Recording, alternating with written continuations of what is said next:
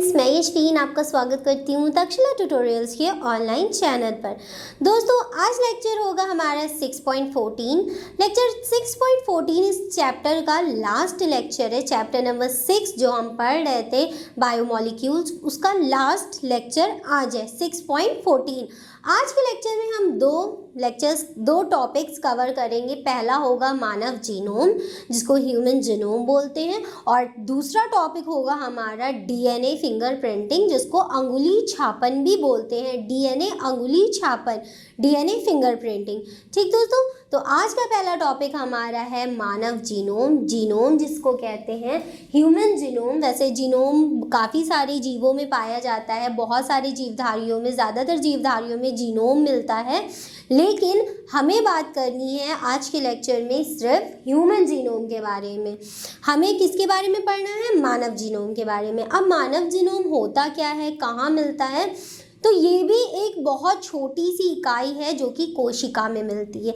जिस तरीके से डीएनए होता है उस तरीके से जीनोम होता है, जस्ट उसी प्रकार से जीनोम होता है। या ऐसा भी कह सकते हैं कि डीएनए के अगर छोटे छोटे टुकड़े हों, डीएनए के छोटे छोटे टुकड़े ही क्या कहलाते हैं? जीनोम कहलाते हैं। जीनोम में भी क्षार होते हैं। डीएनए में जिस प्रकार से क्षारक होते हैं उसी प्रकार से जीनोम में भी क्षारक होते हैं, और ये भी लक्षणों के लिए जिम्मेदार होते हैं। तो चलिए दोस्तों, देखते हैं कि मानव जीनोम होता क्या है। और इसमें जो परियोजना यूज होती है उसका नाम है ह्यूमन जीनोम प्रोजेक्ट, जिसको मानव जीनोम प्रोजेक्ट भी कहते हैं। ऐसा क्या होता है इस प्रोजेक्ट में? ये प्रोजेक्ट क्यों किया गया, किस लिए किया गया, अब हम पढ़ के आपको समझाते हैं। सबसे पहले मानव जीनोम परियोजना, मतलब इसको ह्यूमन जीनोम प्रोजेक्ट भी कहते हैं, HGP। इसमें ऐसा क्या होता है, ये कैसी योजना है, इस योजना में क्या करते हैं हम आगे आपको बताएंगे। ह्यूमन जीनोम परियोजना एक अत्यंत व्यापक स्तर योजना है। व्यापक स्तर मतलब बहुत बड़े लेवल की ये योजना है, जिसके अंतर्गत मनुष्य के जीनोम में उपस्थित समस्त जीनों की पहचान की जाती है। सबसे ज़्यादा इम्पॉर्टेंट पॉइंट यही है कि इस परियोजना में होता क्या है कि मनुष्य के जो जीनोम है, क्योंकि दोस्तों हम क्या पढ़ रहे हैं? टॉपिक ह्यूमन जीनोम, मानव जीनोम। तो जो मानव के जो जीनोम में उपस्थित समस्त जीनों की पहचान की जाती है। अब देखिए, जैसे कि ये एक जीनोम है, इसके ऊपर भी क्या होंगे? काफ़ी सारे कोडॉन्स, एंटीकोडॉन्स होंगे, और जो कोड्स बनाएंगे, जो अमीनो एसिड बनाएंगे, इसके ऊपर भी यही होंगे। ठीक, इस प्रकार से होंगे।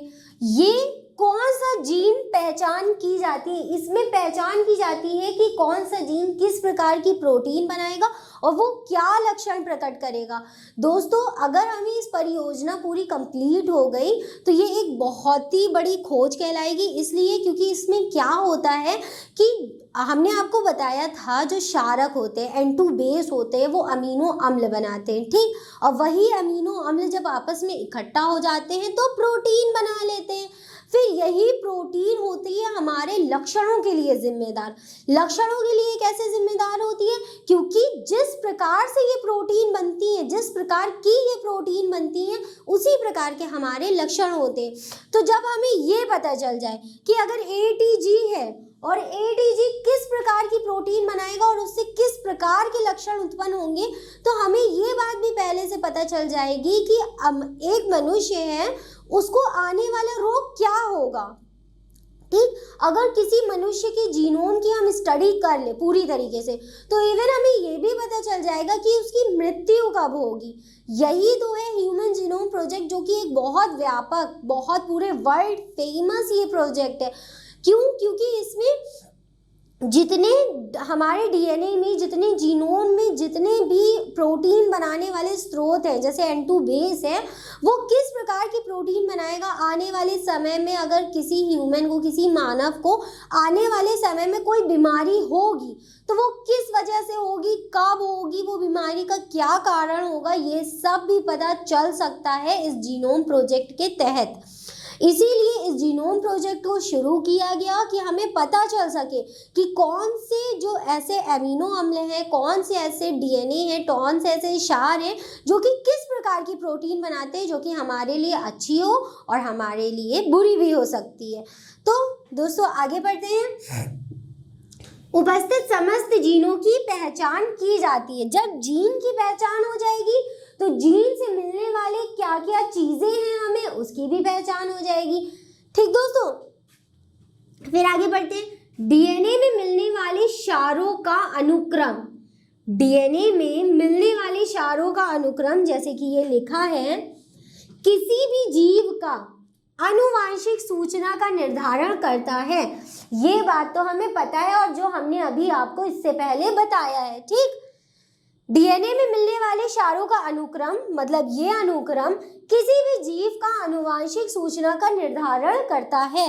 किसी भी जीव, जरूरी ही नहीं है कि वो मनुष्य हो, जरूरी नहीं है कि वो कोई पक्षी हो, जरूरी नहीं है कि वो कोई रेप्टाइल हो, किसी भी जीव का जो आने वाला लक्षण होता है, जो आनुवांशिक लक्षण होता है, आनुवांशिक सूचना होती है, उसका निर्धारण कौन करते हैं? जीन ही तो करते हैं।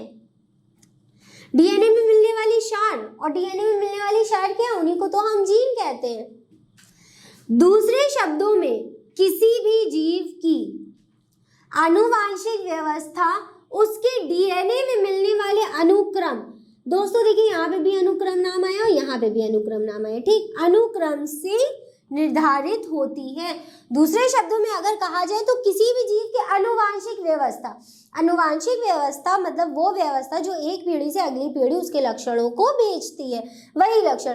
आनुवांशिक व्यवस्था उसके डीएनए में मिलने वाले अनुक्रम, डीएनए में मिलने वाले ये अनुक्रम ठीक से निर्धारित होती है। अब ये अनुक्रम है किसी भी जीव का, ठीक, किसी भी जीव का हो सकता है। ये डीएनए ऐसे ही कहाँ चला गया, दूसरे F2 पीढ़ी में, ठीक, मान लीजिए चला गया। लेकिन अगर हम इसमें फेरबदल कर दें, यहाँ G की जगह हम A लिख दें, यहाँ C की जगह हम G लिख दें, तो ये क्या हुए, कैरेक्टर्स चेंज हो गए, जो लक्षण थे वो चेंज हो गए। आनुवांशिक व्यवस्था जो थी वो क्या हुई, चेंज हो गई, अलग हो गई, डिफरेंट हो गई। ठीक दोस्तों, फिर आगे बढ़ते, दो विभिन्न व्यक्तियों में मिलने वाला डीएनए कुछ जगहों पर भिन्न भिन्न होता है। दो भिन्न व्यक्तियों में, जैसे कि मेरा और आपका ही ले लीजिए, हम दोनों का डीएनए सिमिलर नहीं हो सकता, हो ही नहीं सकता। ठीक, डीएनए सिर्फ सिमिलर होता है आइडेंटिकल ट्विंस का, जो समरूपी जुड़वा होते हैं। समरूपी जुड़वा दोस्तों वो जुड़वा होते हैं जिनकी शक्ल और बॉडी नेचर सब कुछ क्या होता है, सेम होता है। समरूपी जुड़वा उन्हें कहते हैं, आइडेंटिकल ट्विंस उन्हें कहते हैं जो कि शक्ल में बिल्कुल सेम होते हैं, एग्जैक्ट एक जैसे होते हैं। समरूपी जुड़वा वे नहीं होते हैं जैसे कि एक लड़का और एक लड़की एक साथ जब ट्विंस होते हैं, वो नहीं। ठीक, बिल्कुल एक ही शक्ल वाले एक जैसे जो बच्चे होते हैं उनको आइडेंटिकल ट्विंस कहते हैं, और सिर्फ उन्हीं का डीएनए एक दूसरे से मैच करता है, बाकी किसी का डीएनए, मेरा आपसे नहीं मैच करेगा, आपका आपके किसी और से, अगल बगल किसी से डीएनए मैच नहीं करता है। कहीं ना कहीं पर किसी ना किसी जगह पर अनुक्रम में चेंज आता है, जिसकी वजह से हम आपसे अलग हैं और आप दूसरों से अलग हैं। ठीक, यही बात होती है जो कि बहुत ज़्यादा ज़रूरी है, वरना सोचिए दुनिया में सब एक ही शक्ल के हो जाएंगे। ठीक, ऐसा तो नहीं हो सकता। इसीलिए हर एक की शक्ल दूसरे से अलग है, हर एक का नेचर दूसरे से अलग है। क्यों? क्योंकि सबका डीएनए एक दूसरे से अलग होता है, आइडेंटिकल ट्विंस को छोड़कर। आइडेंटिकल ट्विंस का डीएनए बिल्कुल सेम होता है, जिस वजह से उनकी शक्ल, सूरत, हरकतें और इवन उनका मतलब जो हाइट वाइट होती है वो सब क्या होती है, सिमिलर होती है। क्यों? क्योंकि उनका डीएनए अनुक्रम जो होता है वो सिमिलर होता है। दो विभिन्न व्यक्तियों में मिलने वाला डीएनए कुछ जगहों पर भिन्न होता है। कुछ जगहों से मतलब है जैसे कि अभी इससे पहले हमने यहाँ पे क्या किया था, चेंजिंग करी थी। फिर मान लीजिए यहाँ पे चेंज हो गया, यहाँ पे टी की जगह जी आ गया, जी की जगह सी आ गया। ठीक, चेंजिंग हुई, जैसे ही चेंज हुआ जीन चेंज हुए, जीन ने अमीनो एसिड बदल दिए और अमीनो एसिड बदला तो प्रोटीन बदल गई, और प्रोटीन बदला तो क्या, लक्षण बदल गए। बस इतना दोस्तों याद रखिए, एक इस प्रकार की चेन बनाइए कि जीन है। ठीक, जीन किससे बने, N2 बेस, N2 क्षारक से। ये जीन क्या करते हैं, अमीनो एसिड बनाते हैं, मतलब अमीनो अम्ल बनाते हैं। और ये अमीनो अम्ल आगे चल के क्या बना देते हैं, प्रोटीन बना देते हैं। और प्रोटीन जिस प्रकार की बनाते हैं उसी प्रकार का हमारा क्या होता है, लक्षण होता है, मतलब हमारा कैरेक्टर होता है। ठीक दोस्तों, ये एक सीक्वेंस बस याद कर लीजिए पूरे चैप्टर में, बस यही एक सीक्वेंस हमें ध्यान करना है कि N2 बेस है। N2 बेस मतलब नाइट्रोजनी क्षार जो हमारे डीएनए में मिलते हैं, एक दूसरे से बॉन्ड बनाते हैं, ठीक वो वाले। N2 बेस N2 क्षार क्या होते हैं, जीन होते हैं। ये जीन क्या करते हैं, अमीनो अम्ल बनाते हैं। अनुलेखन, आनुवांशिक कूट, ये सब क्या होते हैं, क्या बना देते हैं, प्रोटीन बना देते हैं। ये सब प्रोसेस चलती रहती है। ठीक, एमिनो अम्ल बने, प्रोटीन बनी, फिर उससे क्या बन गए, कैरेक्टर्स, लक्षण बन गए। यही बात यहाँ पे कही जा रही है कि कुछ कुछ जगहों पे अगर वो चेंज हो जाएगा तो वो प्रोटीन भी चेंज हो जाएगी और उसी से लक्षण भी चेंज हो जाएगा। फिर आगे बढ़ते हैं, मानव जीनोम में 3 × 10⁻⁹ क्षार युग्मक होते हैं। क्षार युग्मक है इतनी ज्यादा, ये कोई कम संख्या नहीं है, ये बहुत ज्यादा तादाद में क्या है, मानव जीनोम। और ये एक मानव में पाए जाने वाले जीनोम है। मानव जीनोम में 3 × इतना क्षार युग्मक है, क्षार युग्मक है, 2 बार लिख दिया है, क्षार युग्मक है। ठीक, संपूर्ण योजना पर लगभग $9 मिलियन खर्च किए आएंगे। का खर्चा आएगा, $1 अगर इसकी लगाए, अगर हम इसका अनुमान लगाए तो एक क्षार युग्मक के लिए, एक क्षार युग्मक के लिए $3 खर्चा करेंगे। $3 एक क्षार युग्मक को खर्चा करने के लिए, एक क्षार युग्मक को पहचानने के लिए खर्चा आएगा। और मानव जीनोम में इतने ज्यादा क्षार युग्मक हैं, अगर सबका पता लगाना पड़ा तो कितने डॉलर खर्चा होंगे, $9 मिलियन खर्चा हो जाएंगे। काफी ज्यादा पैसा खर्चा हो गया सिर्फ इस परियोजना के लिए।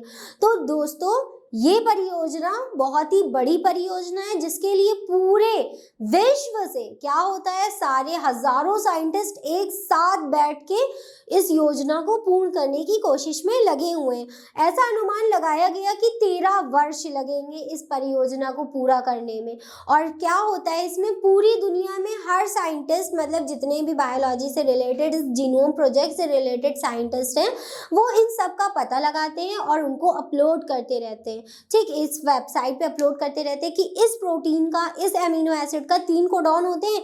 जैसे AUG था, AUG से दोस्तों क्या बन रहा था, मेथियोनिन। ये तो एक है और हमारे पास बहुत है। इन सभी का पता लगाने के लिए यही प्रोजेक्ट यूज किया गया है, ताकि अगर हमें ये पता चल जाए तो हमें ये पता चल जाएगा कि अगर आने मनुष्य को फ्यूचर में होने वाली कोई बीमारी है तो वो कब होगी, कैसे होगी, क्या होगा।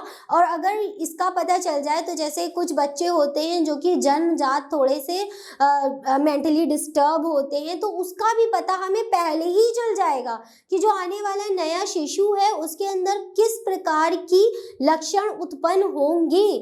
ठीक दोस्तों, इसीलिए इस परियोजना, इस महापरियोजना को, इसको महापरियोजना भी कहते हैं, इस महापरियोजना की शुरुआत की गई जो कि आने वाले वर्षों में शायद पूर्ण हो सकती है, जिसके ऊपर अमेरिकन डॉलर 9 मिलियन खर्चा होंगे। ठीक, क्योंकि इतने सारे हमारे पास क्षार युग्मक है, एक क्षार युग्मक का पता लगाने के लिए अकेले $3 खर्चा होंगे। और इतने सारे क्षार युग्मक का जब आंकड़ा लगाया गया तो पता चला कि $9 मिलियन इसमें खर्च होंगे।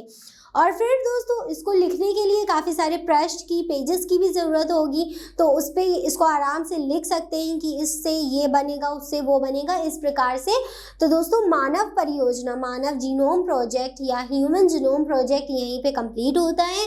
अब बढ़ते हैं अपनी नेक्स्ट टॉपिक की तरफ जो कि है DNA फिंगरप्रिंटिंग। और DNA फिंगरप्रिंटिंग काफ़ी इंपॉर्टेंट है, जबकि जो ये क्वेश्चन है मानव जीनोम, ये हम आपको बता दें हमेशा टिप्पणी में आता है कि मानव जीनोम पर टिप्पणी कीजिए। ये क्वेश्चन कभी लॉन्ग में नहीं पूछा जाता है, इस पे या तो टिप्पणी आएगी या एक अति लघु प्रश्न टाइप का आएगा, छोटा ही प्रश्न आता है, इस पे टिप्पणी ही ज्यादातर पूछी जाती है। लेकिन डीएनए फिंगरप्रिंटिंग जो अब हम पढ़ने जा रहे हैं वो हमेशा लॉन्ग में क्वेश्चन आता है, या शायद ही उस पर टिप्पणी आ जाए, लेकिन ज्यादातर वो क्वेश्चन लॉन्ग में आता है। काफी फेमस बोर्ड का क्वेश्चन है, काफी बार ये क्वेश्चन आया है, 17, 18, 19, 20 सब में आया है ये क्वेश्चन। तो चलिए दोस्तों अब देखते हैं डीएनए फिंगरप्रिंटिंग को। दोस्तों अब हमारा नेक्स्ट टॉपिक है डीएनए फिंगरप्रिंटिंग। डीएनए फिंगरप्रिंटिंग में क्या होता है, किस प्रकार से होता है, इसका काम क्या होता है, ये कैसे किया जाता है, ये हम आपको बताते हैं। सबसे पहले डीएनए फिंगरप्रिंटिंग को सर्वप्रथम एलेक्स जेफरीज ने इंग्लैंड में विकसित किया था। ठीक, सबसे पहले सर्वप्रथम इसकी खोज या इसको इजाद किसने किया था? एलेक्स जेफरे ने, जो कि एक इंग्लैंड के साइंटिस्ट है। कहाँ किया था? इंग्लैंड में किया था। इसकी सहायता से हम कर क्या सकते हैं? इसकी सहायता से विभिन्न व्यक्तियों अथवा जीवधारियों, जरूरी नहीं है सिर्फ व्यक्तियों प्लस जीवधारियों, किसी को भी ले सकते हैं, कोई किसी का भी फिंगरप्रिंटिंग हम आराम से कर सकते हैं। जीवधारियों के डीएनए में भिन्नताओं को देखा जा सकता है। इसकी सहायता से हम क्या कर सकते हैं? किसी भी व्यक्ति या किसी भी जीवधारी के बीच जो डीएनए का अनुक्रम होता है, डीएनए की जो भिन्नताएं होती हैं, उनको देख सकते हैं। जैसे कि एक व्यक्ति का डीएनए दूसरे व्यक्ति से अलग है, तो कैसे अलग है, उसमें क्या ऐसा होता है जिसकी वजह से वो अलग है। इसमें अनुक्रम को पहचान तो नहीं सकते, लेकिन इनको एक बैंड्स के फॉर्म में दिखाई देते हैं। ठीक, वो बैंड्स क्या होते हैं अभी हम आपको डायग्राम, एक छोटे से डायग्राम के थ्रू समझा देंगे। इसकी सहायता से हम क्या कर सकते हैं दोस्तों, याद करते चलिए। इसकी सहायता से विभिन्न व्यक्तियों अथवा जीवधारियों के डीएनए में भिन्नताओं को, कि उनके बीच क्या डिफरेंशिएशन है, क्या अंतर है, भिन्नताओं को देखा जा सकता है। एक व्यक्ति का डीएनए दूसरे व्यक्ति से भिन्न होता है। ये बात अभी हम इसी लेक्चर में आपको पहले बता चुके हैं कि एक व्यक्ति का जो डीएनए होता है वो दूसरे व्यक्ति से भिन्न होता है। क्यों भिन्न होता है? क्योंकि सबका डीएनए अनुक्रम एक जैसा नहीं होता है, कोई कहीं ना कहीं से भिन्न होता है, इसीलिए हर व्यक्ति दूसरे व्यक्ति से अलग दिखाई देता है। जीवधारी की सभी कोशिकाओं में एक जैसा डीएनए पाया जाता है। प्रत्येक जीवधारी की सभी कोशिकाओं से मतलब है, जैसे मानव में एक जैसा डीएनए मिलेगा कि मानव का डीएनए इसी प्रकार का होता है। फिर अगर मधुप ले ले, मधुप मतलब मधुमक्खी जो हमने आपको पढ़ाया था, उनका डीएनए एक जैसा होता है। छिपकली ले ले तो उसका भी डीएनए एक जैसा होता है। कॉकरोच ले ले तो उनका डीएनए एक जैसा होता है। इसका मतलब ये है कि जितने भी जीवधारी हैं, प्रत्येक जीवधारी की सभी कोशिकाओं में उनकी जितनी कोशिकाएं, ये नहीं कि हाथ की कोशिकाओं में अलग डीएनए मिल रहा है, पैर की कोशिकाओं में अलग डीएनए मिल रहा है, ऐसा नहीं है। पूरे शरीर में जितनी कोशिकाएं हैं उन सब का डीएनए क्या होता है? एक जैसा, एक समान होता है, एक जैसा पाया जाता है डीएनए के कारण। ठीक, डीएनए के कारण ही एक व्यक्ति दूसरे व्यक्ति से भिन्न होता है। ठीक, जैसे हमने बताया अगर हम आपसे अलग है, क्यों? क्योंकि मेरा डीएनए अनुक्रम अलग है और आपका डीएनए अनुक्रम अलग होगा, जिस वजह से हम दोनों में क्या आई? भिन्नता आई। फिर पढ़ेंगे डीएनए के फिंगरप्रिंटिंग के द्वारा क्या होता है। डीएनए फिंगरप्रिंटिंग द्वारा डीएनए में स्थित उन क्षेत्रों का पहचान किया जा सकता है जो एक व्यक्ति से दूसरे व्यक्ति में भिन्न होते हैं। और अगर हम आपको बताएं कि डीएनए फिंगरप्रिंटिंग का यूज़ काफ़ी सारे अपराधों, खूनों वगैरह में किया जाता है उनको पहचानने के लिए, या बहुत ज़्यादा पारिवारिक जो मसले होते हैं उनको सुलझाने के लिए भी किया जाता है। जैसे कि किसी अगर शिशु का पता लगाना है कि उसके माता पिता कौन है, क्या है, तो हम क्या करेंगे कि एक तरफ पुरुष का डीएनए ले लेंगे, डीएनए फिंगरप्रिंटिंग ले लेंगे, एक तरफ शिशु का ले लेंगे, मतलब जो भी उसका पुत्र होगा या पुत्री होगी उसका ले लेंगे, और एक तरफ माता का ले लेंगे। अब हमने आपको बताया था कि इनके बीच जो डीएनए फिंगरप्रिंटिंग आती है ये अनुक्रम में तो हो नहीं सकती, क्योंकि मानव परियोजना पे तो अभी तक के कार्य चल रहा है। ये बैंड्स के फॉर्म में दिखाई देती है। बैंड्स मतलब कुछ इस प्रकार के धब्बे फॉर्म में कुछ इस प्रकार के धब्बे फॉर्म में दिखाई देती है। ठीक, तो देखिए अगर पुरुष के पास यहाँ पे इतना बड़ा बैंड है या इतना ही मेजर रख लिए, ठीक, इतना बड़ा बैंड है और माता के पास इतना सा बैंड है, छोटा सा, तो जो इनका शिशु होगा, जो इनका पुत्र या पुत्री कुछ भी होगी, तो उसमें क्या होगा, कुछ इसी प्रकार का बैंड आना चाहिए कि इतना बड़ा बैंड अगर पुरुष का है तो इतना बड़ा पुरुष का होगा, और अगर छोटा सा स्त्री का है तो इतना बड़ा क्या होगा, स्त्री का बैंड।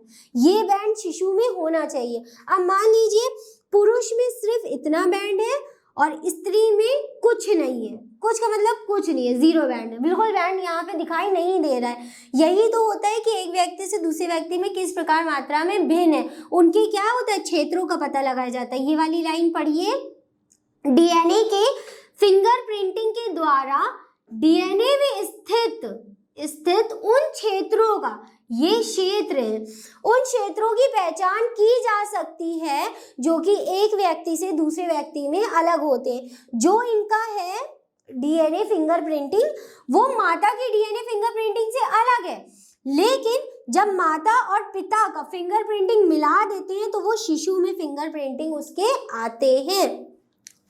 फिर जैसे कि हमने यहाँ पे आपको बताया ये लाइन है, तो इसमें भी यहाँ इतनी ही बड़ी लाइन होगी, ठीक, और माता में कुछ नहीं है तो माता का कुछ नहीं। और अगर माता में यहाँ पर फिर एक ये, क्योंकि एक सीक्वेंस में लिखा होता है, यहाँ पे अगर इतना बड़ा बैंड है तो वो पुत्र में इतना ही, पुत्र या पुत्री जो भी होगा उसमें इतना बड़ा बैंड दर्शाया जाएगा, और अगर इसमें कुछ नहीं है तो कुछ नहीं, और अगर इसमें और इसमें जो भी बैंड आएंगे तो उन दोनों बैंड्स के मिलने पर उसमें शिशु में आएंगे। तो इस प्रकार से ये पता लगेगा कि हाँ ये जो शिशु है वो इस पुरुष और इस माता का है। ये बहुत ज़्यादा पारिवारिक टाइप के जो मसले होते हैं उनको सुलझाने में ये किया जाता है कि ये किसका बेटा है, वो इसका है, ये ऐसे वैसे। फिर अगर मान लीजिए पुरुष और माता से मैच कर जाता है तो ये शिशु इन दोनों का है, लेकिन अगर मैच ना करे, जैसे कि माता में ये है, पुत्र में ये ना हो, पुत्र में कुछ और बैंड हो, फिर यहाँ पे अगर पुरुष में ये बैंड है तो शिशु में ये बैंड ना हो, इसमें कुछ और बैंड हो, तो इस प्रकार से ये पता चल जाता है कि ये इनका पुत्र या पुत्री या इनका शिशु नहीं है, ये इनका बच्चा नहीं है। तो ये होता है दोस्तों डीएनए फिंगरप्रिंटिंग में, इस प्रकार से की जाती है। फिर अभी थोड़ा और हम आपको बताते हैं कि इसमें क्या होता है। दोस्तों डीएनए फिंगरप्रिंटिंग में अब आगे देखते हैं हमें क्या पढ़ना है। डीएनए के इन्हीं क्षेत्रों के कारण, किन क्षेत्रों के कारण दोस्तों, जो हमें मिले थे, शरीर में भिन्नताएं उत्पन्न होती हैं क्षेत्रों के कारण। मतलब ये देखिए स्थिति उन क्षेत्रों की पहचान की जा सकती है जो कि डीएनए में एक व्यक्ति से दूसरे व्यक्ति से अलग होते हैं, ठीक। इन विभिन्नताओं को दर्शाने वाले सैटेलाइट डीएनए को, सैटेलाइट डीएनए वो डीएनए मतलब जो कि इनके अंदर के बैंड्स को दर्शाता है, जो बैंड्स अभी हमने आपको इससे पहले दिखाए थे, को प्रोब को इंग्लिश में भी प्रोब कहते हैं। प्रोब होता क्या है, परीक्षण करने वाली सलाई, परीक्षण मतलब टेस्ट करने वाली कि इन दोनों का डीएनए इससे मैच करता है कि नहीं करता है, करने वाली सिलाई की भांति प्रयोग करते हैं। इसमें काफ़ी बहुरूपता होती है। बहुरूपता मतलब बहुत ज़्यादा अलग अलग टाइप के फेसेस होते हैं। बहुरूपता मतलब बहुत ज़्यादा हमको क्या वैरायटी देखने को मिलती है इसमें। फिर एक्सरे फिल्म पर इस एक पट्टिकाओं मतलब बैंड्स, जो बैंड हमने आपको दिखाए थे कुछ इस प्रकार के बना के, यही इन्हीं को क्या कहते हैं, बैंड्स कहते हैं, और इसको हिंदी में पट्टिकाओं कहते हैं। एक्सरे फिल्म पर, एक्सरे फिल्म देखी होगी आपने, चौकोर सी होती है ट्रांसपेरेंट टाइप की, उसके ऊपर धब्बे धब्बे पट्टिकाओं के क्रम के रूप में प्राप्त करके उनकी स्थिति देखी जाती है। जैसे कि हमने आपको बताया था कि पुरुष में ये स्त्री थी, माता में ये स्त्री थी और शिशु में ये स्थिति थी, इतने इतने बैंड्स थे, स्थिति, विशिष्टता और पहचान कर सकते हैं कि किस प्रकार से किसमें कौन सा डीएनए मिलता है। अब ये तो सिर्फ मतलब अभी हमें कहाँ पर मिला, एक्सरे फिल्म पर। फिर इसके बाद इलेक्ट्रोफोरेसिस मशीन में इसको जब डाला जाता है, फिर उसके बाद इनके अलग अलग परीक्षण निकलते हैं, तब जाके पता चलता है कि कौन सा बैंड किस में है, किस प्रकार के बैंड्स माता में, किस प्रकार के बैंड पिता में है, जो कि किस प्रकार के फिर पुरुष में हुए, अरे मतलब उनके शिशु में वो बैठ जाए।